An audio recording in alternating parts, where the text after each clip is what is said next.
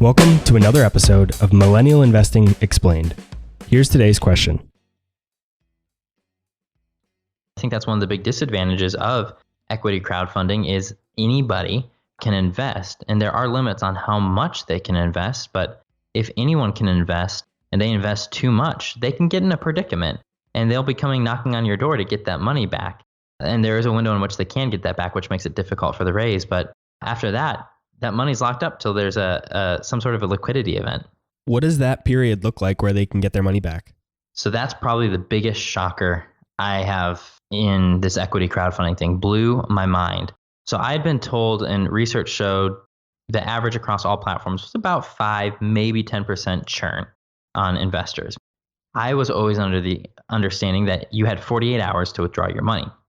The reality is, until the first round closes, so if your raise started in June, which mine did, and if that happens, up until my campaign does its first close, you can pull out your money.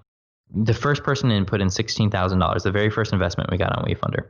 If they wanted to, they could take out that $16,000. It's been sitting there, it's been part of our total, but they could take that out up until the last moment. And so that's a huge issue. And I would say from experience, we probably hit closer to 20 to 30% churn.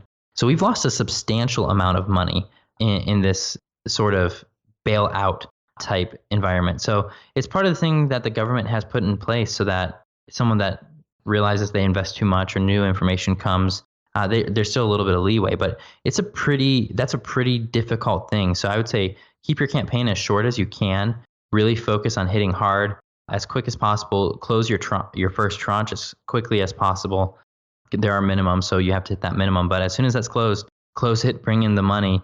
Yeah, that's really interesting. I didn't know that, but I kind of like that idea, honestly, for investors, just because I think about the people that might be investing in that. And for me, 5, 7, 10 years is my average holding period. That's what I go into positions assuming, but for other people who don't think that way, I think, and for new people, I think it's interesting that they have that in place to kind of save them a little bit from themselves if they don't know necessarily what they're getting into. But from the entrepreneur or founder perspective, it's interesting because that entails an interesting dynamic that you definitely have to make sure you play your cards right. And you just have to make sure, I guess, put as much information out there as you can so people are aware of everything they're getting into.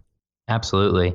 That's been interesting. I am glad that people who aren't accredited investors, who might not have accumulated wealth, do have the ability to pull that out and again pay their rent or whatever that might be. But it's very surprising. It is definitely surprising. That's a risk that you run. So plan to raise probably 20% more than you thought you'd have to be able to hit 100%, if that makes sense. Yeah, absolutely. That's really interesting.